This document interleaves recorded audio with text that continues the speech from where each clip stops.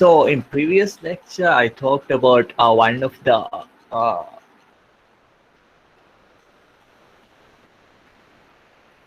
yeah. So one of the market structures, which is perfect competition. Uh, and today I will talk about monopoly. In the previous lecture, I said these two are at the two ends of the spectrum, where perfect competition is very free, and the monopoly is a bit restricted in terms of entry and everything. So I think monopoly bunima Uriha Kutinavas Komisaraka understand one kind of monopoly go back at least to the part where one single firm will be the main key player in the market. But there's one very important thing to the specific definition of a monopoly.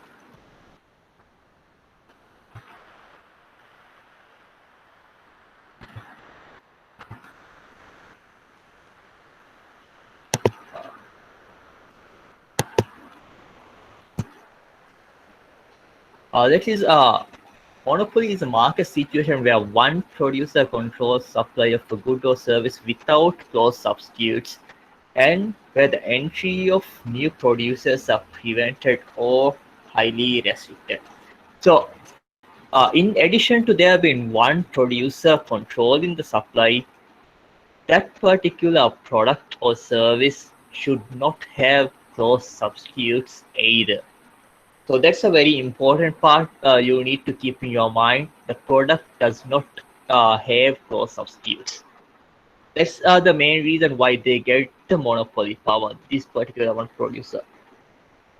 So looking at the characteristics of a monopoly, not perfect competition. In a monopoly, there is only one firm which has the control of the supply. This is very opposite of the perfect competition where there are many buyers and sellers. In terms of the type of the product, in a monopoly, as I have just mentioned now, there are no close substitutes, and the product which is being sold by the monopoly firm will be a unique product with no close substitutes. If you remember, in perfect competition, the products are homogeneous, meaning all the products are very identical and they are close substitutes. It's the opposite here in monopoly. In terms of entry and exit of the market, there are huge barriers to enter the market. It's very difficult or legally even impossible to join some monopoly markets. But in a perfect competition, what happens is there are no barriers to entry or exit. Any firm can enter the market freely or leave when they have to.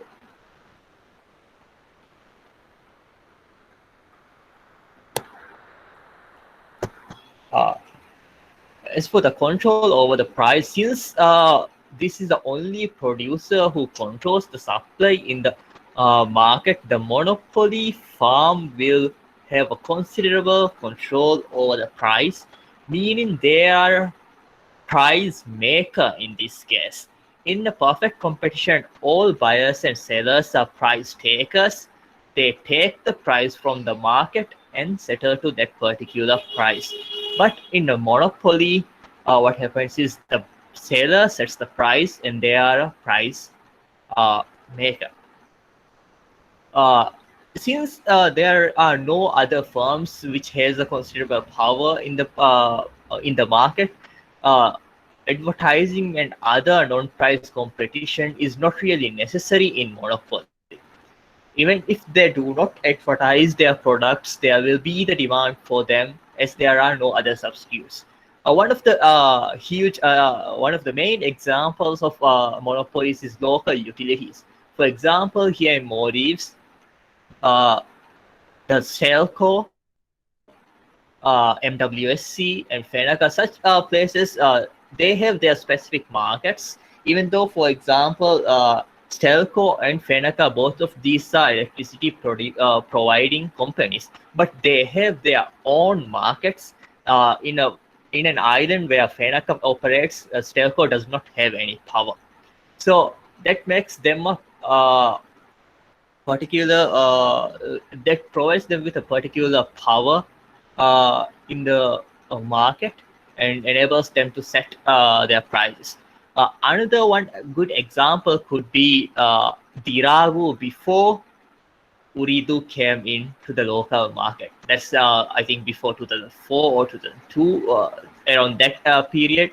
Only Diragu was the mobile service provider and ISP, internet service provider in the Maldives. They had the huge monopoly power in here.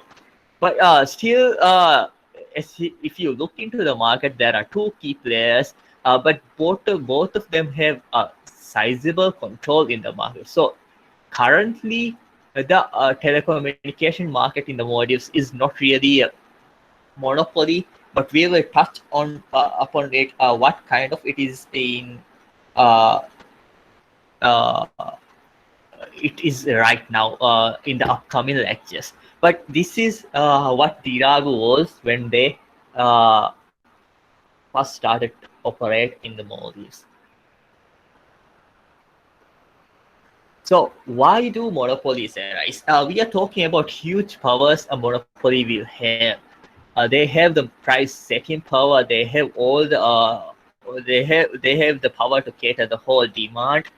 So why do some firms get these huge monopoly powers? The main cause of monopolies is barriers to entry, meaning other firms cannot enter the market very freely. So there are three sources of barriers to entry.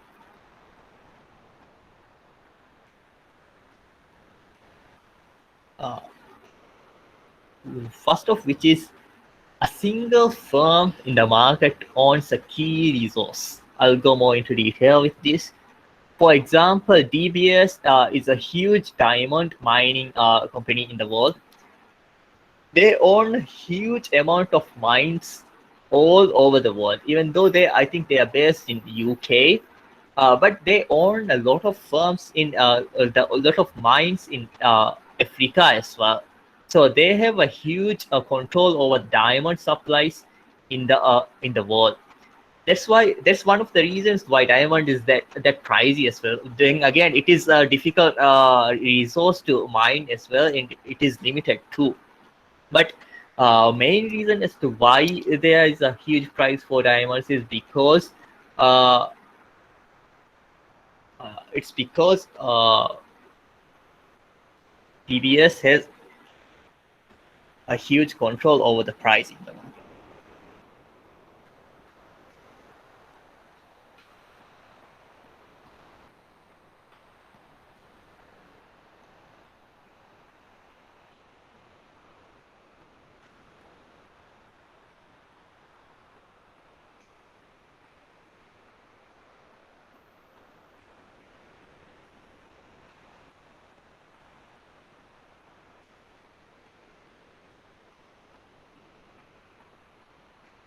The other type of the another reason or the source of barriers to entry is that the government gives a single firm the exclusive right to produce a good.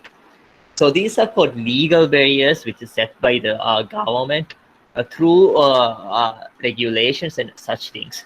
For example, in the Maldives, not every firm can provide utility facilities to the public. So that by definition becomes the makes the firms operating in the market monopolies.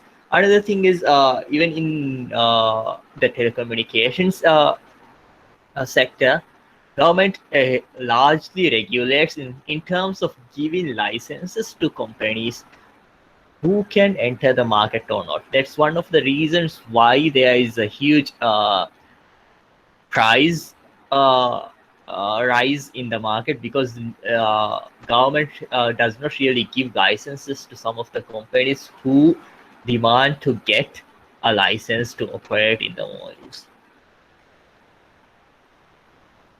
So these are the patents and copyright laws and such things. Maybe not, it might not be common in the Maldives, but if you look into the world, pharmaceutical sector is a huge monopoly sector where some of the large firms, they have patents for uh, very much needed uh, medicines. For example, insulin is still, I think it is patented. That's why it's very costly for buyers to get it. So because of this patent and copyright laws, these pharmaceutical companies are given a huge monopoly power in the market. Another reason is natural monopoly. That means a single firm can produce the entire market quantity at lower cost than which could be provided by several firms due to economies of scale. For example, there are 100 homes which needs electricity. Let's say this is electricity cost versus quantity. ATC slopes downwards due to usually the ATC slopes upwards in many of the products, but in the electricity market, what happens is if you produce more, the average total cost declines because of the huge fixed cost involved in such kind of industries. So average total cost is lower if one firm serves all 1,000 homes than if two firms provide 500 services to 500 each. For example, this is what happens. For example, if two firms provides electricity to 500 homes, then the price is 80. But if one single firm provides to all 1,000 houses, then the price remains low, or the cost is lower for them. So this is very much, if you look at the electricity market in the Maldives, this is very much visible. For example, in large islands, the electricity cost will be lower compared to small islands. That's because what happens in the electricity production is that if you do not produce to a particular amount of electricity and provide it, then there is a huge fixed cost tied to it, and you will not be able to really cover that without high prices. That's why in islands the electricity per unit prices are higher compared to the Malay in about 1 year ago. But now all the prices are harmonized. If you look at it, yeah, that was very recent. During last year, all the prices were harmonized in between atolls and Malay.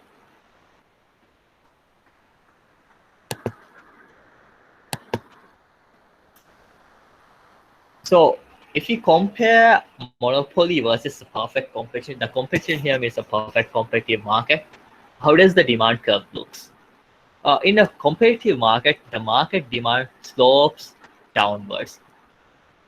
But the demand curve for any individual firm's product is horizontal at the market price as they are price takers.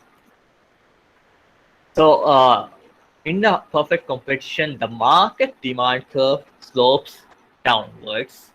But for a single firm, their demand curve is horizontal or perfectly elastic because they take the price from the equilibrium price from the market and sell any amount they are selling at that particular price.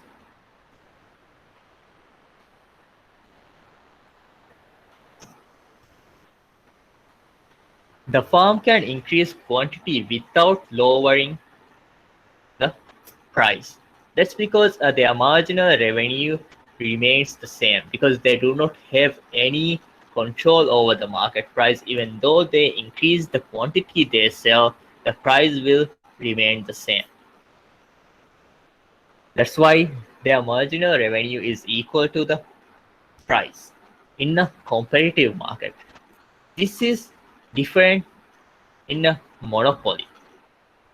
A monopolist demand curve looks something like this because a monopolist is the only seller and a price maker as opposed to price takers in the perfect competition. So it faces the market demand curve because they are the market. So market demand curve mean to the monopolist, which will be as you sell larger quantity, the firm must reduce the price. So this is the demand curve faced by a monopolist. For example, even though they are the only provider of a particular product in the market, and even if it is very much needed by the general public or the buyers, if the prices are too high, there is no way every single person can afford it. So that's why the monopolist faces a similar demand curve as the market, as they are the market themselves. So for monopolists, marginal revenue is not equal to the price. For example, this is the monopolist revenue. Here you see the quantity and the price of that. As you can see in here, when the quantity increases, the prices are falling because there is a downward sloping demand curve for monopoly. So they are the only seller of cappuccinos in the town. So for zero of, let's say for 1 unit, they can charge $4, but if they have to sell 2 units, they have to reduce the price per unit to 3.50. The table shows the market demand for cappuccinos, filling the missing spaces of the table. What is the relation between price and average revenue? What is the relationship between price and marginal revenue? If you remember, for a perfect competition, the price is equal to average revenue, which is also equal to the marginal revenue. But if you calculate this in this particular table, you can see that there is a mismatch between some of these as opposed to a perfect competition.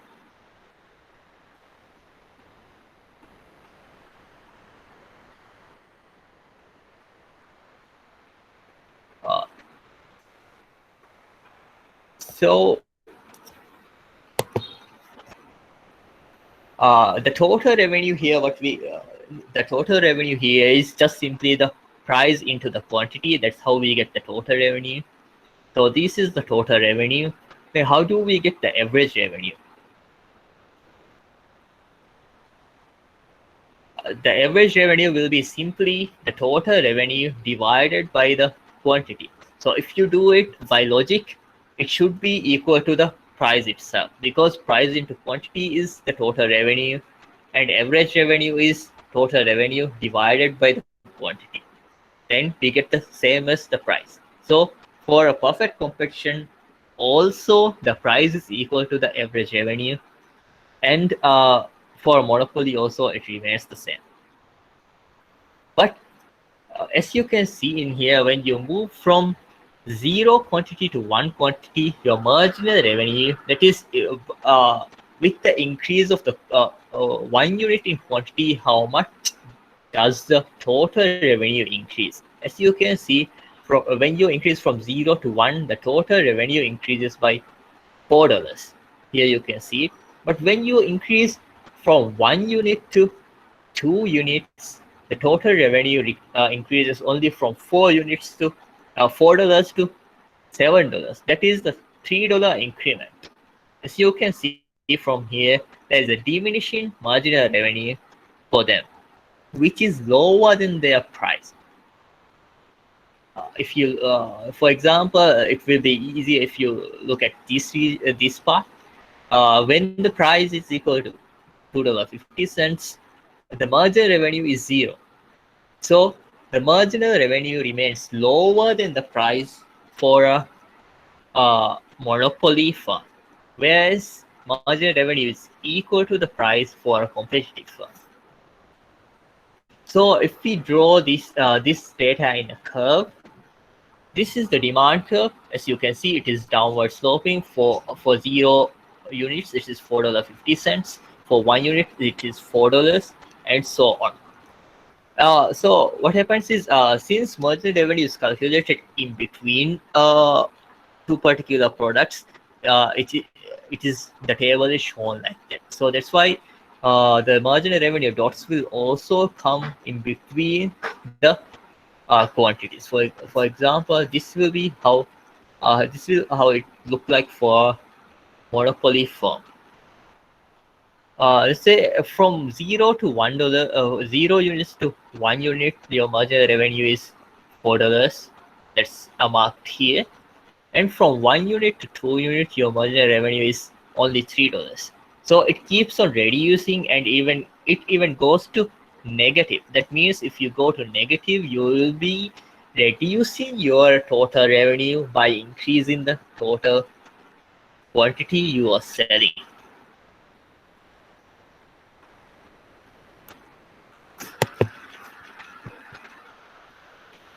So here's one way to understand the marginal revenue of a monopolist. Increasing quantities has two effects on revenue, if you guys remember from previous lectures. First of which is output effect. That means if you increase the quantity you are selling, you will raise the total revenue you get because you are selling more products now.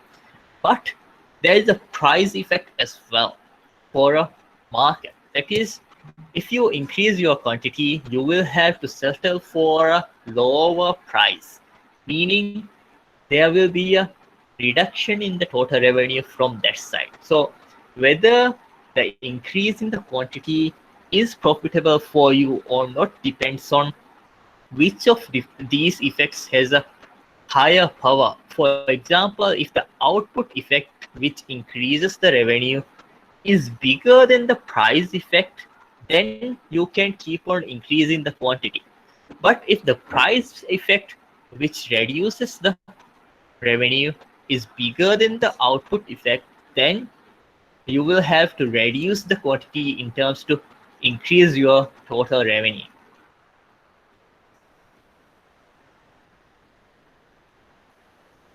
To sell a larger quantity, the monopolist must reduce the price on all the units it sells.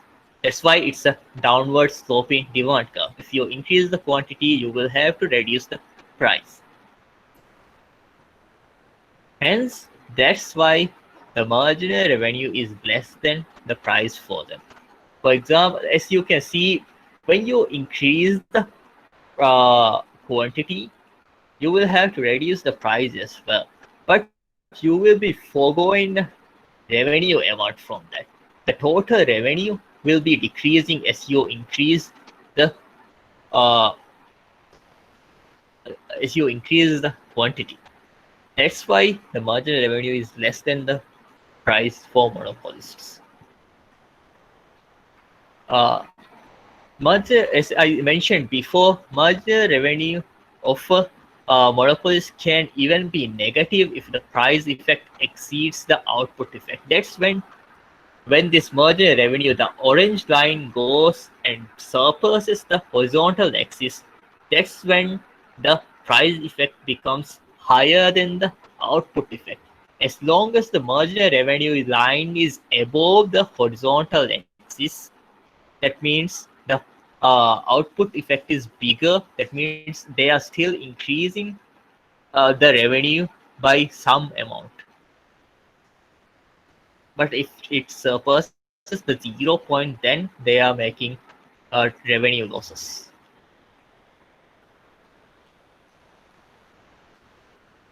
So the marginal revenue depends on the elasticity as well. For a single price monopoly, its revenue is related to the elasticity of demand for the good. Elasticity of demand could be elastic or inelastic. It depends on whether it is elastic or not. Again, depends on, as I mentioned, the slope of the curve as well. At each point of the curve, the elasticity is different. As you can see in here, the blue line, the portion in between these 2 points, it's where the product is price elastic. And after this unit elastic point, it becomes inelastic. If you refer back to the previous lecture slides, I have explained this more in detail.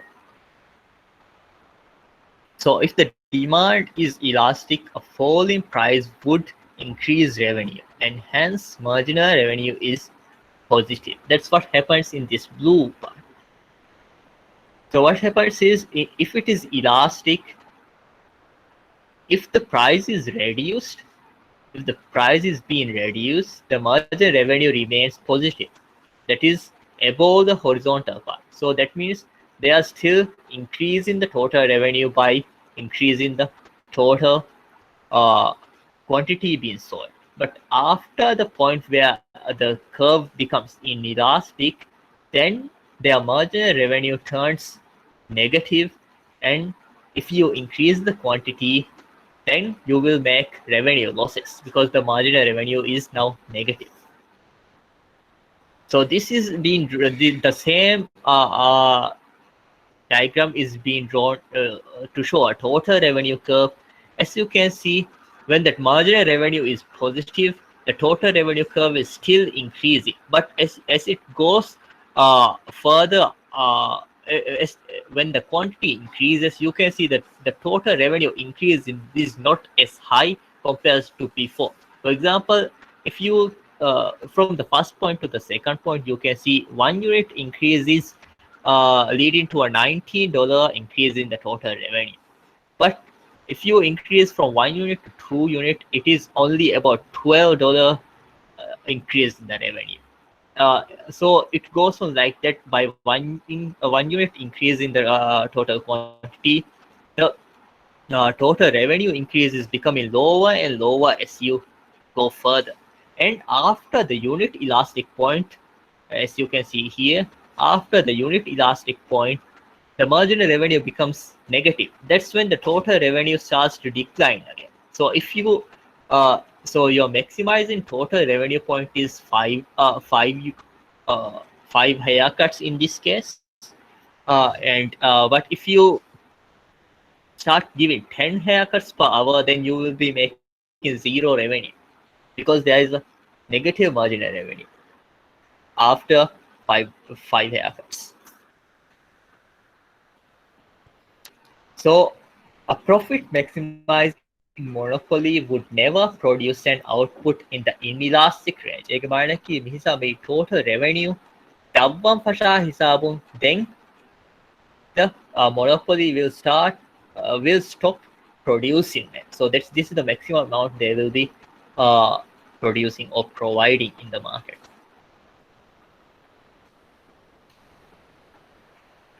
So how does the profit maximization works for a monopoly? If you remember, for a perfect competition, profit maximization point is where the marginal revenue is equal to the marginal cost. So how does it depend for a monopoly? So for a monopoly event, similar to a competitive firm, a monopolist maximizes profit by producing the quantity where marginal revenue is equal to marginal cost. But there is a catch here. So once the monopolist identifies this quantity, it sets the highest price consumers are willing to pay for that quantity. So the difference here is the price setting point, because for a competitive firm, marginal revenue and the price is the same. But for a monopolist, marginal revenue and the price is not same. Marginal revenue is lower than the price. So how do they set the price? So it finds the price from the demand curve they face. For example, this is how the marginal revenue curve, marginal cost curve, and the demand curve for a monopolist looks like. So the demand curve is above the marginal revenue because at each given point, the price is higher than the marginal revenue for a monopoly. But for a perfectly competitive firm, the demand curve and the marginal revenue curve and the price is the same and it is a horizontal curve for a perfectly competitive curve, a market. But this is different for a monopolist firm. So the profit, but for them again, the profit maximizing quantity is where the marginal revenue meets the marginal cost. That is this point. So what will be the corresponding quantity for them? So this is the profit maximizing quantity where the marginal revenue and marginal revenue and marginal cost curve meets. Then after setting this quantity, they find the corresponding price from the demand curve. That is this, which is above the marginal revenue. So they first find the profit maximizing output or the quantity from the point where the marginal revenue and marginal cost curve meets. Then they set the price by looking at what point it corresponds to the demand curve. So that's where the price is. Then how does a monopolist profit work? So to the previous curve, now I have added the average total cost curve. Average total cost curve is looking somewhat U-shaped because after some point there is diminishing rates to return. That's why when they start to produce more again after the maximum, after the profit maximizing quantity, then the average total cost starts to increase again. As with the perfectly competitive firm, the monopolist's profit equals to the price minus the average total cost into the quantity. This is the same formula to calculate the price for the perfectly competitive firm as well. So this orange area is their profit area. And another thing is the monopolist does not have a supply curve. For a competitive firm, they take the price as given. As I have mentioned before, they take the price from the market and select each quantity at that price. And they have a supply curve that shows how its quantity depends on the price.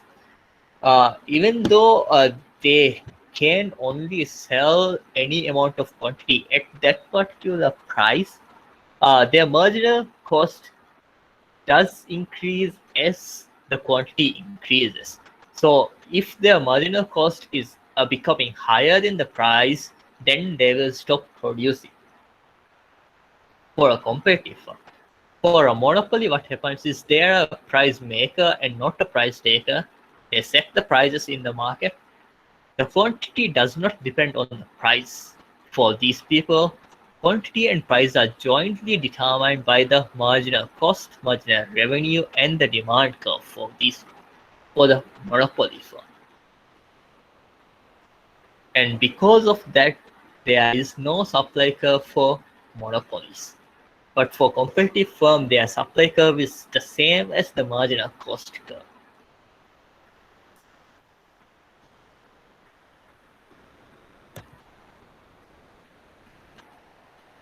So let's say the market for a typical pharmaceutical product looks like this. Here is the demand curve, and here is the marginal revenue curve. As you can see, the demand curve is above the marginal revenue, and here is the marginal cost curve. It is horizontal. Why is that? So patents on new drugs give a temporary monopoly to the seller. So when, let's say, for example, even usually when a particular firm introduces a new drug to the market, they will be initially given a patent. They will initially seek a patent, but sometimes some companies do let go of that patent, but others keep hold of that for a very long period.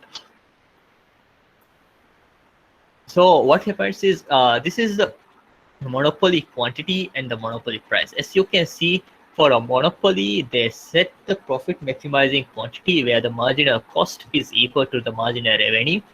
Then they set the price for that quantity by looking at the corresponding price from the demand curve. That is the monopoly price.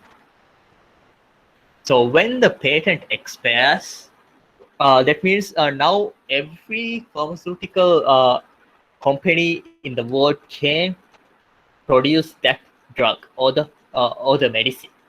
So once that happens, the quantity will increase. That's the marginal cost is equal to demand. मूली market के demand curve ever we बदल again. That the demand curve is equal to the marginal cost. A point we बदल again the total quantity in the market.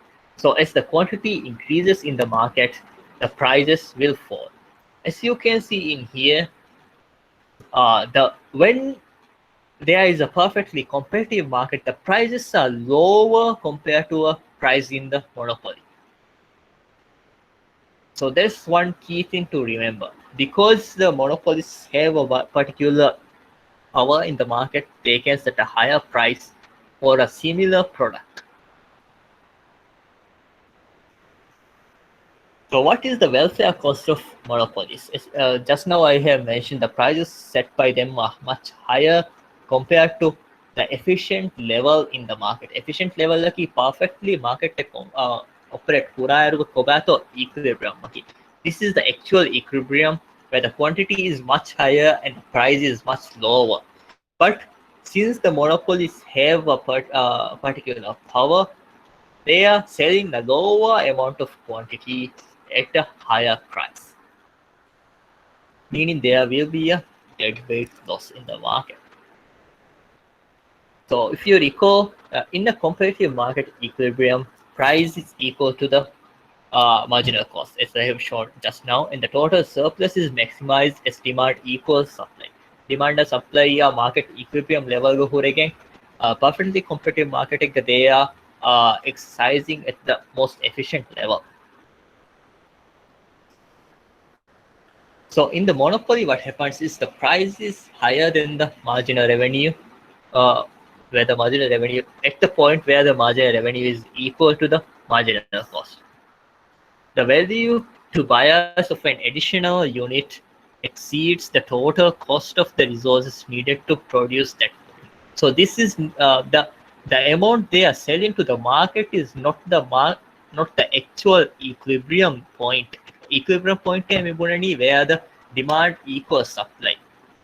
That's not what is happening here, because they are setting a higher price and selling a lower quantity than the actual demand in the market. So the monopoly quantity is low, which and could increase the total supply with a larger. There is a possibility of increasing the total surplus with a larger quantity. Monopoly restricts output below competitive level, hence it is inefficient. So I have explained this by showing the previous graph. Thus the monopoly results in deadweight loss. So basically, if you draw the curve, here's the marginal cost curve and here's the demand curve for the market. For competitive equilibrium, quantity, here's the point, and the price is equal to the marginal cost in a competitive market. So at this point, the total surplus of the market is maximized. That's the consumer surplus plus producer surplus is maximized in the competitive market. In a monopoly, what happens is the marginal revenue and the demand is not the same. The marginal revenue is lower than the demand, and that's why they set a quantity where the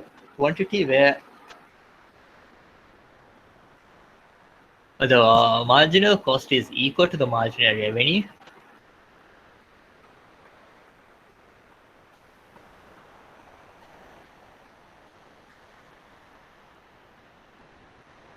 Just give it.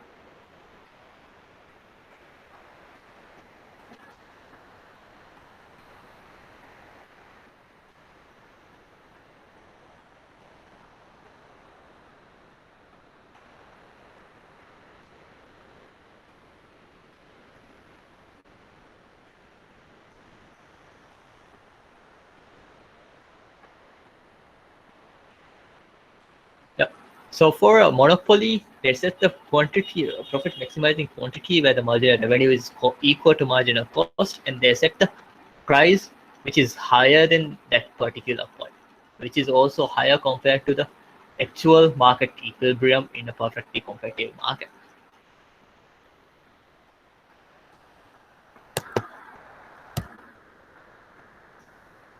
So the price is higher than the marginal cost at the profit maximizing quantity for a monopoly.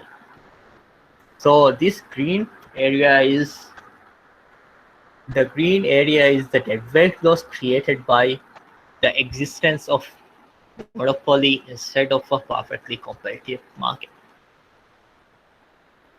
Uh, Sorry, I will skip this. So there's rent seeking, something called rent seeking in monopoly. As monopoly created deadweight loss, it is inefficient. But in some situations, social cost of a monopoly exceeds the deadweight loss because of an activity called rent seeking.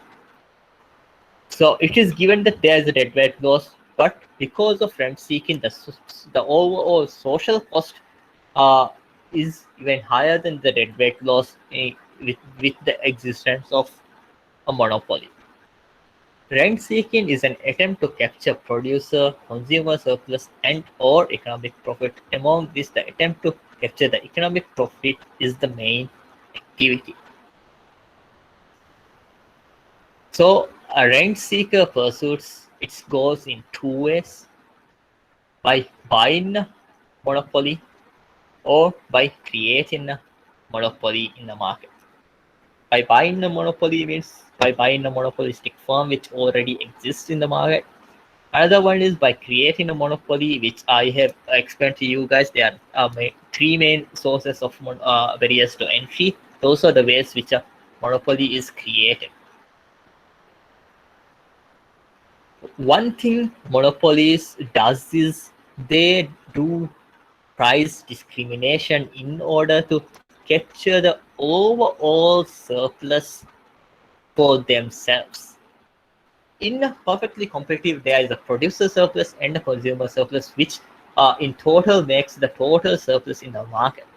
But monopolies do have the power to take the whole of the surplus for themselves, leaving with consumers zero surplus. So price discrimination is the business practice of selling the same good at different prices to different consumers, even though the cost of production is the same for all customers. So how does they do it? To be able to price discriminate, a monopoly must identify and separate different buyer types. But again, a business they actually target different market segments and sell the same product at the different level.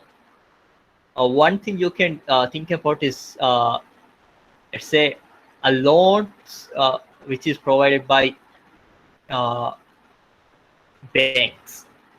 It's actually the same product. If you technically, it's the same product. If you think about it, they are just giving money to a particular customer. But if a particular customer does not have a higher salary, they can charge a high interest on them, or just give a small amount of quantity for them. Or for example, if your business, for example, for a tourism industry business, they might see it as a more lucrative industry. That's why give them a lower interest compared to, let's say, a general retail outlet operating in Mali.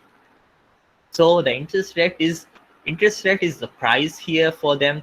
So the prices they set depending on the type of the customer depends. So they do price discrimination. This is one of the examples of that. So they sell a product that cannot be resold. That's also something we need to consider. Let's say if we look into the utility area, let's say if a particular customer, I don't know if you guys know how the utility prices work here, but if you consume more than a particular band, you will be charged a higher price. So ginang consume kura customers wakisabakum mewagotaki price high again. Let's forget about the subsidies by the government. Keeping that aside, mikura high again. Then this electricity is not something which the buyer can sell. Have a lower price ගන්න මීහයක ඒච්ච වික්කැනු ලෙවෙන එහෙම මීහක. So still the monopoly firm has the control over the product. So that's there. So deeper investigations show that the far from losing from price discriminations make bigger profit than they otherwise will make. So sometimes what you would think is it's like a monopolist firm make price discriminate kuram fashima then a product on the demand dubbing emihuna loss make kurevege dani nuniyama. Let's say if they, for example, Puriha $10 we can over. Why are they selling it to $5 to some people and $10 to other people? So one thing is, if they do price discrimination, they can still capture the market where there is some people with lower buying power. It's like a $10 offer. $5 and they will be still making profit out of it if their marginal cost is lower than that $5 price. So important effects of price discrimination is it increases the monopolist profit, it reduces the consumer surplus, as I have mentioned before. Under perfect price discrimination, consumer surplus is totally zero. Why does this happen? Because in a perfect price discrimination, the monopolist would know each customer's willingness to pay and charge exactly that particular amount for a consumer. So perfectly price discrimination the monopoly firm will know komme buyer kiha varetto will kurani and ably to spend on that particular product and then charge the exact amount from them, leaving the customer or the consumer with zero surplus. Consumer surplus and we create money if their willingness to spend spend will kura var is higher than the actual price. So misalnya $10 let's say galame ganna penne ganna you are willing for $10. But let's say the price in the market is $5. So you are making a surplus of $5 in that. But in a perfect competition, the monopolists will do is they charge the exact amount you are willing to pay, leaving you with zero consumer surplus. So in such a case, the overall deadweight loss in the market is reduced because now they will be catering to all the demand, reaching to the market equilibrium, even though it is at different prices and zero consumer surplus. In that case, the total surplus is equal to the total producer surplus. So under perfect price discrimination, deadweight loss is also zero, exactly as the perfect competition. So what are some of the public policies made towards monopolies? So one thing they do is increasing the competition with antitrust laws. Ban some anti-competitive practices adopted by the firms, allowing government to break up the monopolies. Sherman Antitrust Act, Clayton Act, one of the two of the very famous antitrust laws, both of which are in USA. එම ෆොරතම ශාමන් කියා මියක antitrust act එදී 1890 ga in our congress through ko in USA. The Clayton Act miyai 1914 ga this has similar things to Sherman Antitrust Act but covers a broader picture within the Clayton Act. Consumer protection ekal barakanta Clayton Act ke terega meaning idan. So mikahala extra enact Koggen, some public policy makers try to increase the competition and reduce the power of monopolies. So there are regulations made as well. Government agencies set the monopolist price. For example, in the Maldives, utility company as though even though they have the monopoly power in providing the uh, facilities to the households, as the government agency may set kurani a particular price, the highest price they can charge. Modus energy authority in set kurani electricity prices. Like, as though there is a catch there as well. A price of, let's say, the oil, the price set by energy authority is lower than the amount the utilities, it's like a stelcoin oil gun spend kuranje cost is higher than the price set by the energy authority, then government to subsidize kodeni with difference to the stelco. So in the end, stelco does not make a loss in that case.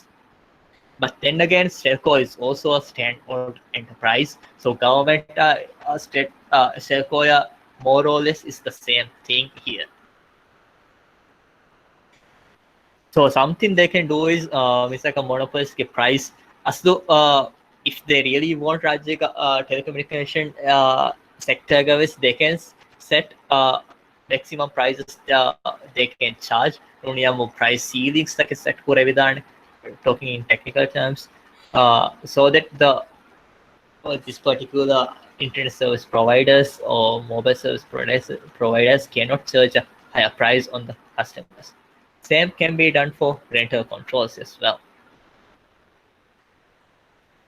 For natural monopolies, marginal cost is less than the average total cost at all quantities, so marginal cost pricing would result in losses. So Mikaela Gotakung, if the government sets this erung monopoly power geldigendan. If so, regulation might subsidize the monopolist or set prices equal to ATC for zero economic profit. This is what I talked about previously. Stelco Tantana government does this, the price they can charge on the customers is set by a government agency. If the price is becoming lower than the average total cost, then the government is subsidizing the utility companies with this amount so that they will not make a loss.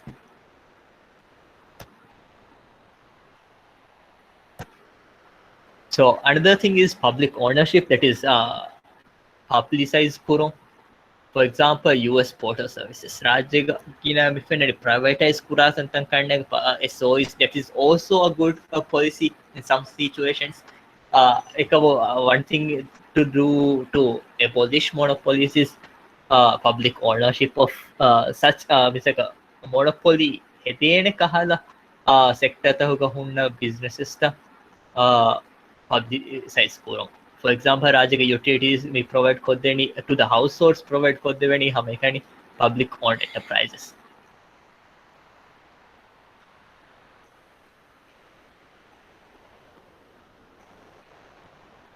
So the problem of public ownership is usually less because public owned enterprises are usually less efficient because there is no profit motive to minimize costs. Public goods. Even though it is, if it is at a lower cost, even if it is at a lower profit event, they will be having to provide the services if it is publicly owned. And another thing is doing nothing. Sometimes doing nothing is the best thing. So if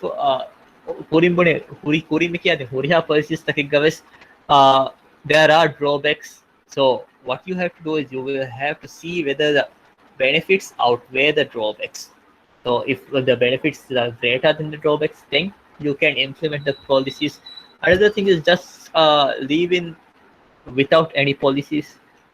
So that's there as well. Mikane friend nakama kira Gina monopolies taka tekakuro government side on public policy side on, we don't see much action being taken.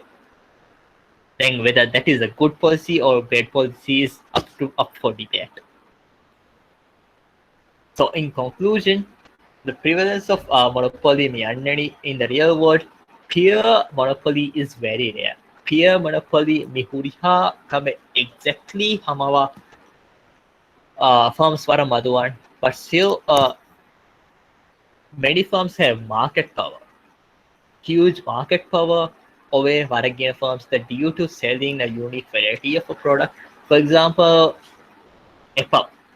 If we think about it, Apple Android phones these are two very different markets. Apple Apple owners phones or iPads or MacBooks or whatsoever. Apple ecosystem, what they have done is they rely on each other. So once you go deep into the Apple ecosystem, it is very difficult to go out of it because of how unique their products are and how customer loyalty set. So because of these things, there is a market power for them as well. Then having a large market share and few significant competitors. This is very much. This can be very much seen in the banking industry in the Maldives. For example, in Maldives, roughly 60% of the deposits are owned by the Bank of Maldives. Then local currency balanyamu, MIB is the nearest competitor. Then let's say SBI. All the other banks are very much focused on wholesale banking, noniyamu corporate banking, about focus from HSBC, BOC, MCB, HBL, Mitanta. And so retail banking, so I have prices because there are a few banks and a very small underdeveloped financial sector in the Maldives, living with these banks with high market share and being able to control the prices in the market. So in many such cases, most of the results from this sector applies. So even though they do not have pure monopoly, if they have a particular very significant market power or market share, so the things I have discussed does apply for those businesses. It is markup for price over marginal cost. Deadweight cost will be there. Yeah, then if we compare some of the key things with perfect competition versus monopoly, we can see the goal of both types. If we look at the similarities, goal of both the types of the firms is to maximize their profit. How do they maximize their profit? By uh, producing or selling the quantity where the marginal revenue is equal to marginal cost. So this is same for both the firms.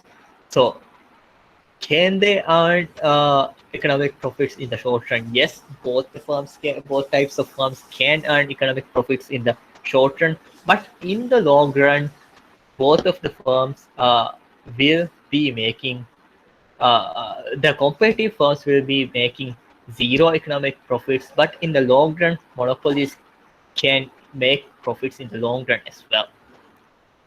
Look at the differences. There are many firms in the competitive market for monopolies. There is one firm for pure monopoly, but as I have mentioned, for the market share, there might be uh, other, might be a few other companies in the market as well. Marginal revenue is equal to the price for perfect competition, but for monopoly, marginal revenue is less than the price. As for the price is equal to the marginal cost for perfect competition, but the price is greater than the marginal cost for monopoly, leaving them with the higher margin for profit. Then produces welfare maximizing level of output. Yes, perfect competitors do sorry. Yeah, the perfect competitors do produce the profit maximizing output. A market demand is equal to supply. In a point a profit maximizing output, a amount may produce currently competitors. But most of the monopolies, they do not produce this amount. They produce a lower amount and sell it at a higher price. In terms of entry into the market in the long run, there is no barriers to entry in a perfectly competitive market. In a monopoly, there are huge barriers to entry. As I think I have mentioned before, perfect competitors can not earn economic profits in the long run. In the long run, they will be having zero economic profits. But for monopolies, there is a possibility of having economic profits in the long run as well. Then perfectly competitive firm, they cannot price discriminate from one consumer to another consumer, mainly because they sell the identical product and they do not have the market power. But for monopoly, they sell the unit product with no close substitutes, and they have significant amount of power in the market, and they can, if they have the perfect knowledge of how much customers are willing to spend to obtain that particular product, then they can uh, price discriminate between consumers in order to maximize their total surplus for the monopoly. So these are some summaries. I will not go through that.